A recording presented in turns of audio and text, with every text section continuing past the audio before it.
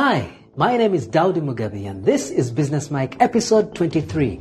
My guest today is Colin Asiimwe. He's a social media enthusiast who runs an advertising agency in East Africa. In this episode, Colin and I discuss the pros and cons of social media and why every business needs to take it seriously. All this and more next on Business Mike.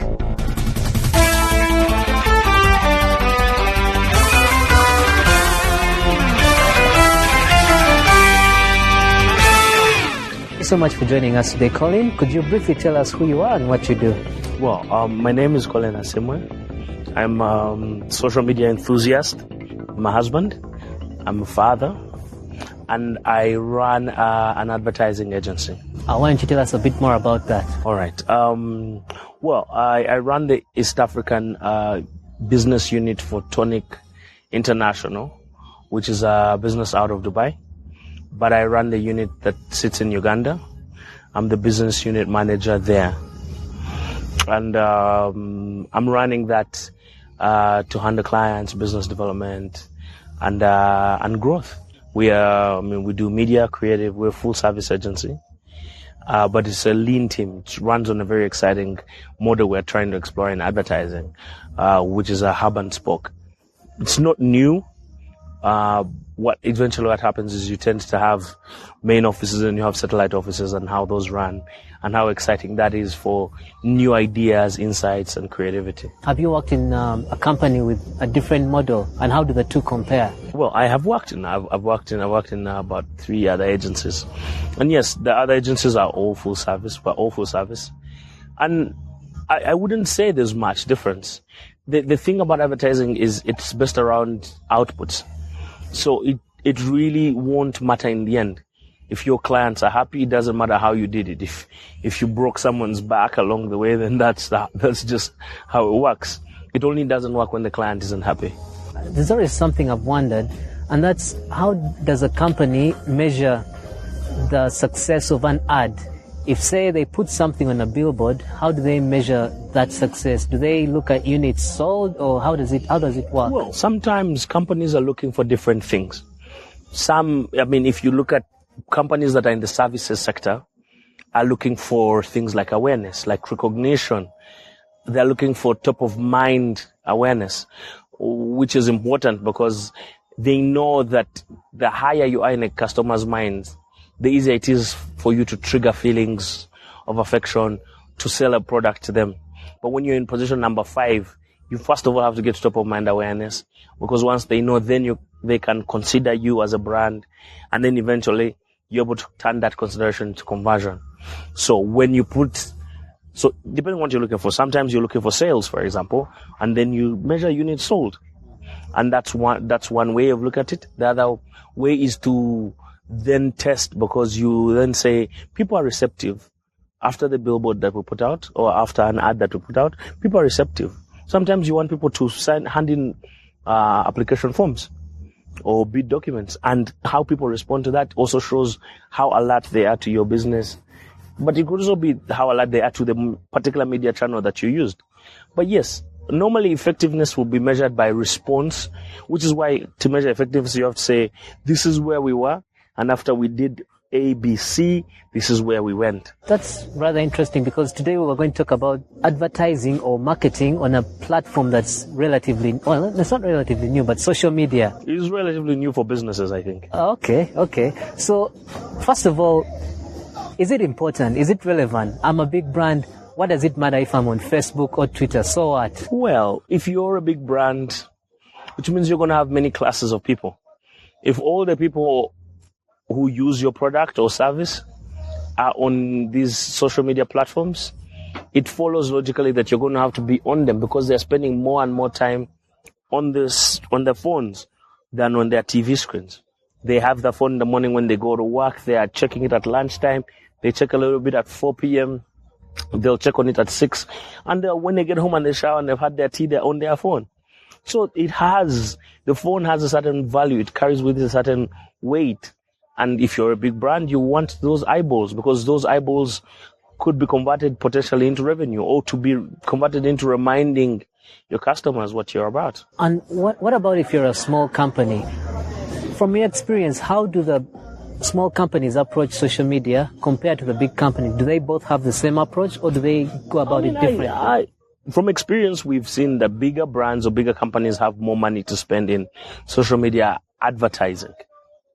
You know, they tend to do more, they engage more, they bring more to the table, which is a big stick. But I think that social media is also a godsend for SMEs and small businesses, because for a fraction of the cost that you would have used to get your business known, now you could get notoriety, now you could get noticed, you could get recognized, and you could put your brand out there. I mean, we've seen campaigns. We know that, I mean, companies like NSF completely turned their image around. You know, brands like KCCA, the Kampala Capital City Authority, because of how they engage, they were all of a sudden not seen as aloof and standoffish. They were seen as responsive. And you have to understand, for people like that, for brands like National Water and Umeme, that responsiveness is a metric. It's because they're in the service industry, it is important, it's measurable for them to be seen as responsive and available and engaging with people. So I think that for the large businesses it's possible, but even for smaller businesses, I mean, if you see causes like 40 Days or 40 Smiles, which is a very small organization, but it's doing amazing things on social media, raising money and changing the world around them. And with regards to social media, let's say you and I have just started our company. Must we immediately create a Facebook account, Twitter account, Pinterest? Must you be on a certain platform because of a certain reason?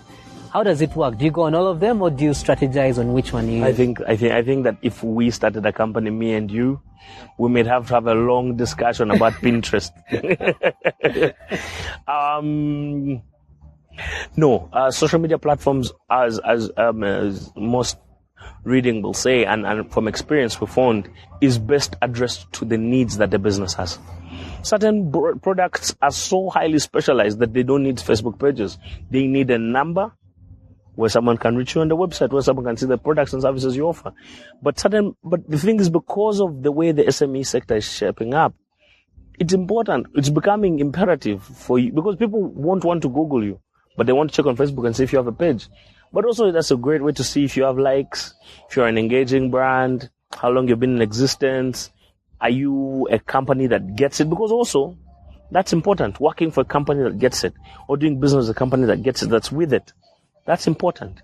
Companies start, say, Facebook pages 6 years ago, they've never posted since 2 years ago. You know, you want to know, like, maybe that's a company that's either dead, or, you know, they're about the money, they're not about the customer. And that's important as well. I think it tells you a lot. In the end, I think the needs of the company must dictate the social media platforms. You know, if you're into fashion, artistry, baking, confectionery, then you should use Pinterest. You should use a platform that communicates exactly what you want. If you're looking for authority and thought leaders, then you try, you know, LinkedIn or Twitter. You know, and then Facebook has its own appeal and audiences. Right, and there are different sectors of businesses, not sectors, but for instance, you might have a business to business and then a business to consumer. Yes. The business to consumer, everything you've said makes a lot of sense, because it's easy. The people are there, the people you're targeting are ordinary folks. Yes. But a business to business, how do you use this social media platform? No, I think if I asked you in a business to business approach, the normal format is it's one business talking to another business, yes? Yes. But at the heart of it, when you strip it down, it is people talking to people, because people are the business. It is one GM or one CEO talking to another GM or CEO. So it's important when we forget that businesses are run by people, because yes, there are other channels. I mean, there's other platforms to use. But you have to remember that attention catching, because attention is I think it is the scarcest commodity of our time. Attention. And whichever way you catch it. Because if the CEO sees it, just glimpses it and laughs and smiles and moves on, when tomorrow his marketing manager comes and says, hey, why don't you, we should consider being on Facebook, he'll say, yeah, I think I saw another brand do that. Oh, I think I saw this. So give me a plan. Because that's the difference between him saying, no, never come back here with this plan, never talk about social media. That's all the difference between him seeing something done by another brand and him never seeing it at all. With the business to business, I'm going to create a scenario here. Let's say we make tires. We make tires for Formula One cars, and we have a Facebook page. What are we posting on that page? We're obviously not posting, can you guess the answer to this question? Or welcome August, or, stuff like that. So what kind of content would we be putting out there? I don't know if you made tires for Formula One cars that you would be posting about guess the tire or guess the tread. But you could, I think that even for highly specialized businesses, because you see, these businesses, the people who drive Formula One cars, the people who love Formula One are interested in all these things. So there is from talking about, we've supplied this, from talking about the business process itself, we're excited about this new technology we're bringing out for cars, because that technology is going to change the sport that Formula One fans love. It is important it builds the connection and the thread for Formula One as a sport. It's important the whole business chain is connected. They might not, because they have ways of advertising themselves. Maybe because the tires will never be bought by a guy like you or me. They know that they must hold an annual dinner, and at that dinner they then unveil the new tire or the new product that they have. I think that maybe that's what you would do. But I think that the world is at such a place where businesses must be conscious of what people are saying about them, and they must always work hard at being transparent.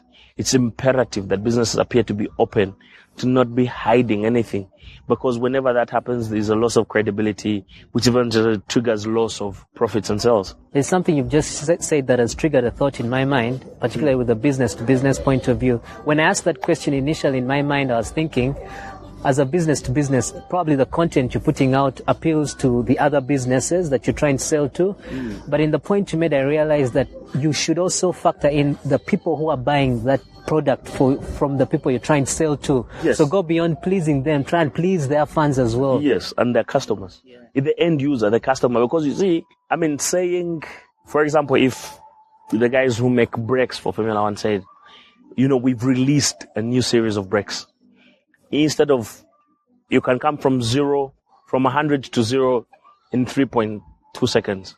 Now, before you could do that, now you can come from 100 to 0 in 2.8. It's 0.4 seconds shaved off. Fans are going to be like, all right, now let's see. It's if Nike said we're releasing new running kicks, sprinting shoes, they're lighter, they're 5 grams lighter or 0.5 grams lighter than the previous ones. That's all the difference. It's what makes the difference between Tyson Gay, Michael Johnson, and Usain Bolt. A lighter shoe. Maybe that. But see, then the fans of athletics are saying, oh my God, what is he wearing? And we know that. We've seen it in football. We've seen when teams change kit, when Cristiano Ronaldo wore white boots, when Wayne Rooney wore his golden boots. It was always that. It is the product, but then also the end user in the end, what they feel like. So when it comes to a social media strategy, who is in charge of this? Because is it management? Is it the tech savvy intern? Is it whoever has free time? Here you go post something. Make sure there's something out all the time. I think that the mistake a lot of businesses are making now is they're trying to replace the expenditure of traditional advertising. Someone says, okay, let's cut all advertising in the newspapers, cut all advertising on radio, let's go on Facebook. But then let's not spend X which we're spending. Let's take X minus 99% and give 1% to Facebook because we think that it can deliver. Yes, it can, but it cannot deliver against such great odds. And I think that that's what a lot of businesses are doing now. The businesses are reducing. They are not taking the time to understand that social as it is requires resources, requires a person who's going to do it. There needs to be a strategy, so there's to be someone to manage that person. So it is not management. Management must oversee it. But I think that social media is more a marketing and communications function more than anything else. In most corporate structures, you have marketing and communications, and that's where social media should feed into. It should not be there, but it should report into that position. And what that does is allows it to coordinate with all the other departments, to assess and then see what's best for the public. It certainly shouldn't be done by interns. I just want to put that there. Oh, okay. One of the challenges with social media is once you get onto social media, you're basically creating an identity of your brand. Yes. And it's, if I can put it vaguely, it's like it builds a personality, a character, and all these sort of things. So where you misstep or do something wrong, it's really, really scrutinized once you get onto social media. I mean, let me ask you: do you not make mistakes in your life? Yeah, but they're not publicized to 100,000 people. No, but your public is all your family and all your friends. When you mess up, your friends and all your family know. If you're a company, your friends and your family, who are also your customers, know. The bigger the company, the bigger the mistake or mishap will be spread. But what we've seen, I think the beauty about the great human experiment is the ability to forgive and heal and move on. Sometimes people take years. But, I mean, Ugandans forgave Celtel. The fund turned Airtel into a functional business-making venture. You know, they've turned them around, they've given them back love, but it's taken a lot of investment, a lot of money. I mean, we know that people didn't always love Umeme, but slowly, it's hard work, it's grinding, it's tough, but eventually, by moving steps here, they're able to make a difference. I think when brands fear so much to make mistakes, because people think, oh my God, when you go on Facebook and you misstep and people will, yes. But what that does, it makes you a better company, it makes you a better business, either at handling those kind of complaints or at actually your business processes. Because in the end, we're in the 21st century and it must be about the customer. If we cannot provide the service for them, we're lying. We really are lying. And we're in an age where the feedback is instant. So there's no, I understand what you're saying. It's a valid concern. But okay, so let's say you don't have a Facebook page, but you're the company whose oil will spill in 2010, the oil spill in the Gulf. I mean, after 10 days, the CEO had to resign, Tony Haywood. He resigned because the BP oil spill. Yeah. But just imagine what was happening. It took government calls and newspapers and what. Imagine if they had just said, we're not talking to anyone, we're not talking to any press people, we're not doing anything.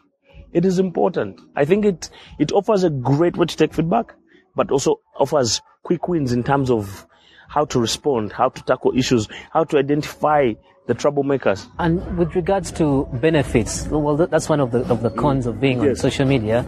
With regards to the benefits, how do you, earlier I asked you about your goals and what you get from advertising in general. Yes. Now, how can we transfer that to social media? If, say, I post something and I get 10,000 likes, what does that mean? Well, 10,000 likes means 10,000 people like what you've said. Sometimes it's a result of herding, which is very common human behavior. People herd, they're like wildebeests. They're like ants. They follow the herd because human beings are about clustering. I think that the more interesting question though is, what would you do to convert that? That was my next question. Sorry. I think that some businesses, if you're in the service industry, it's important to be able to convert those kind of comments and likes and shares into wins, into actual tangible. So when your annual consumer response survey comes around, send it to all these people, let them give you that, because that positive feedback feeds back into how well we did in responding to customers this year. But if you sell matchboxes, you need to be able to convert those likes and comments into sales. So you've got to find a way. I think that it is important for businesses to find a way of making social media work. And that's why when I was starting, I was saying it depends on the goals of your business. So starting a Facebook page in itself without integrating it into the business doesn't drive sales or activity for you. But integrating it into the process and finding ways of how it can plug into your business processes. For example, if you're a person or a company that hires a lot of people, it makes sense to have a vibrant LinkedIn account because a lot of people are going to be looking at it. And you're always hiring talent. You're always looking for fresh young talent to take on. So it's a great place to start. But if you're a beverage and you're always having concerts after concert, you're always sponsoring this, you need a lot of people. It makes sense to be on Facebook because that's where a lot of people are. And you can give out a few free tickets, but eventually a lot more people will know. So if 10,000 people know and the conversion rate is about 30%. Actually, that's the average conversion rate. Oh, really? 30%. If 10,000 people know about it, you're likely to have about 3,000 people. Yeah. But sometimes you'll get events that so most times it's a scale thing. Get it to 1 million people, 3 million. And if maybe 10,000 people show up, you're happy. And you're quite lucky. I also think that social media is one of the tools you can use. People look at it as the be-all and end-all.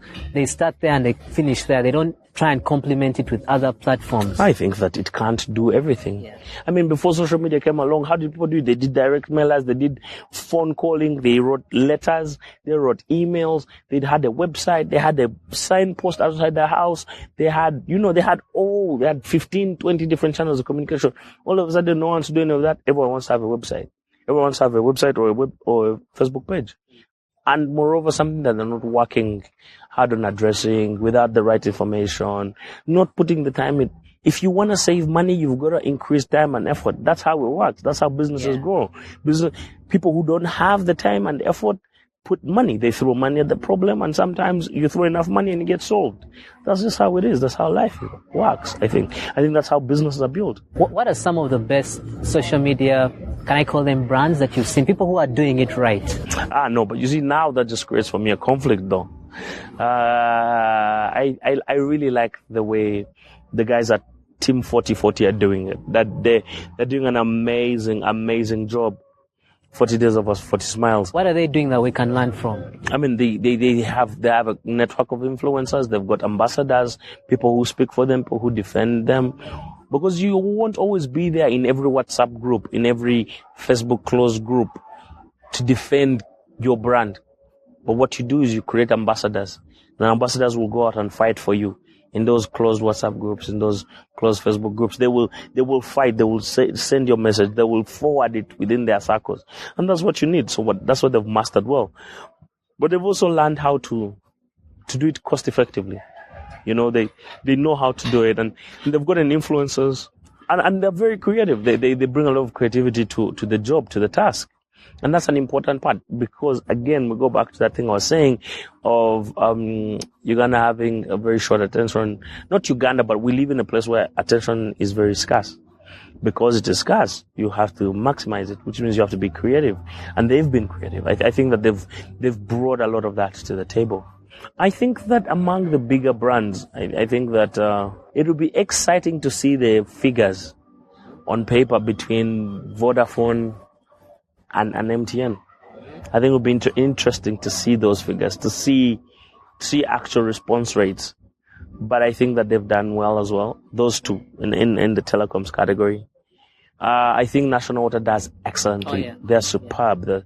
What they've done is they've changed the way public service should be done.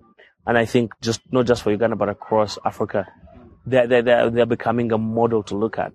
So I think that those are examples. Those are people you can look at and say, oh wow, these guys are doing it well. They're doing it right. And even NTV. I think NTV tries very hard. They don't try. They're good. They have actually grown social media engagement, and it could partly be because the product is also good, but it could also come down to they understood what needed to be done and they took the challenge head on.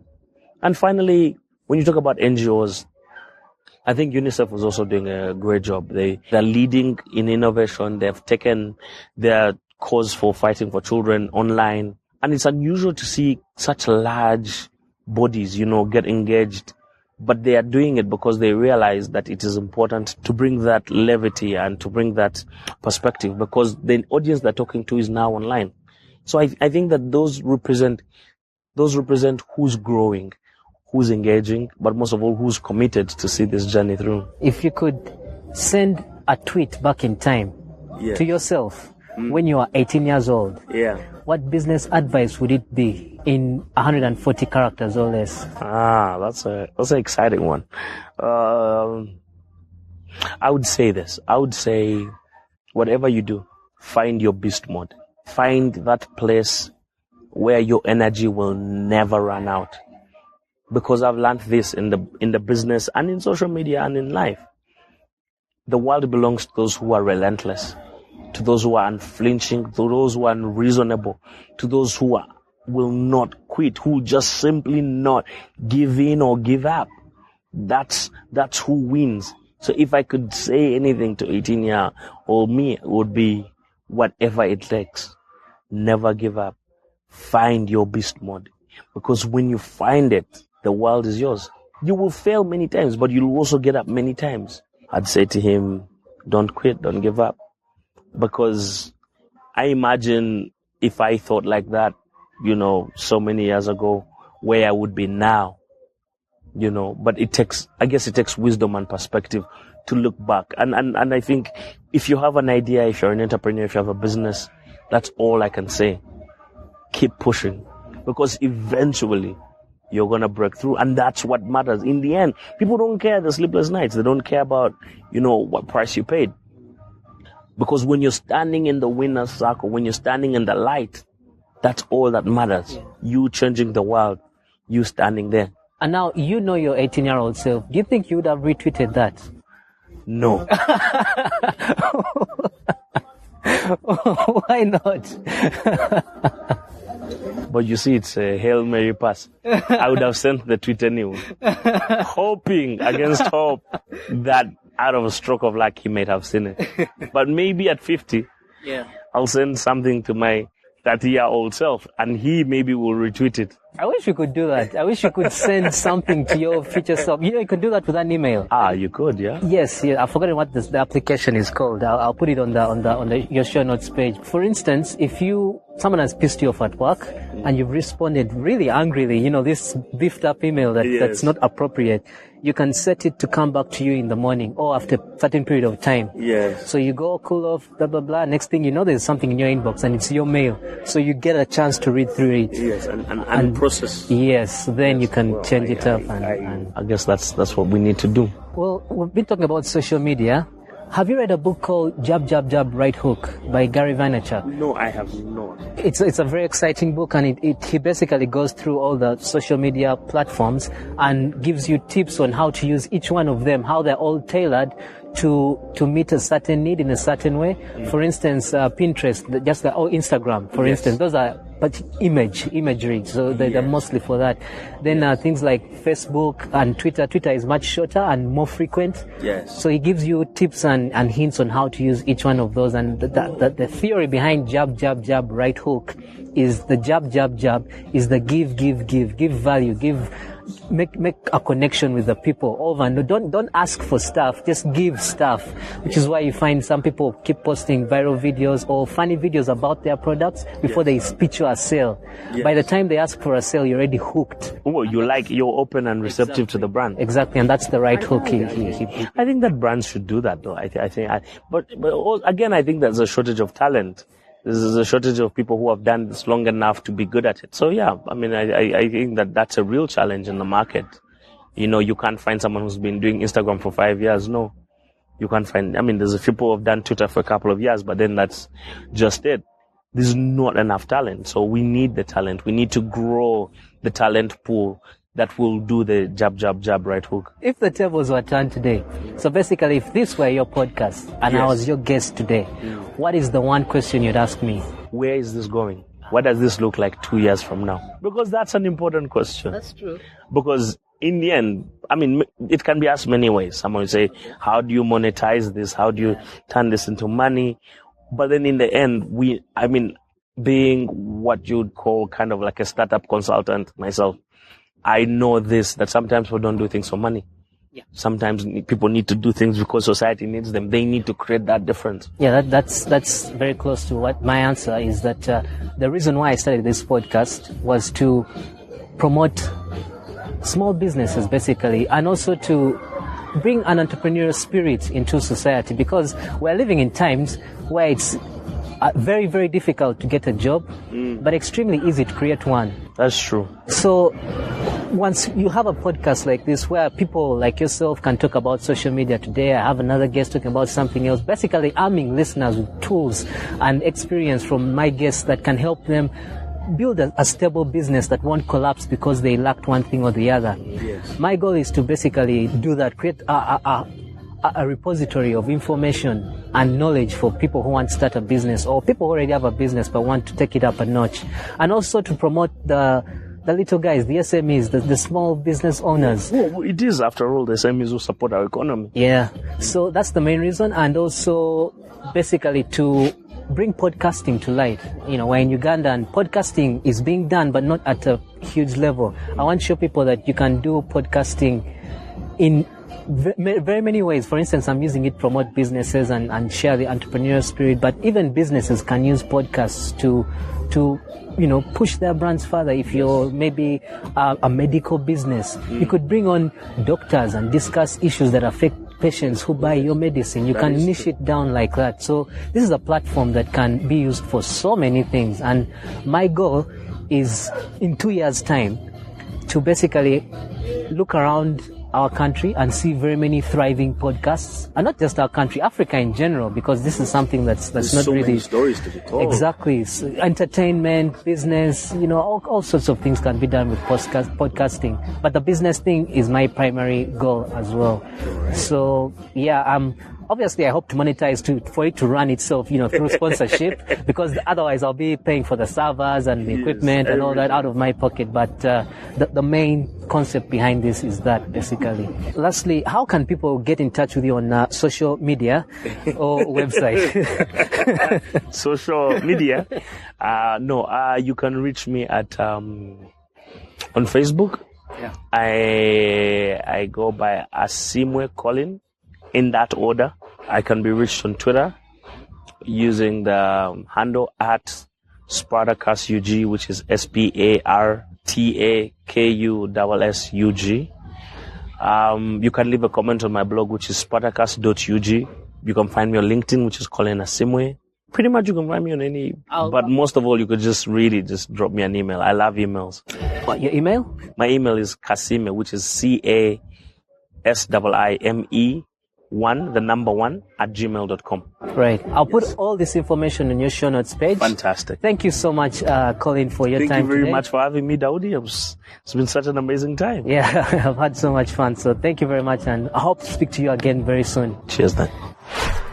Thank you so much for listening to Business Mike today. And if you'd like to listen to more episodes just like this one, simply go to businessmike.com. I would love to hear from you and get to know what you think about the show.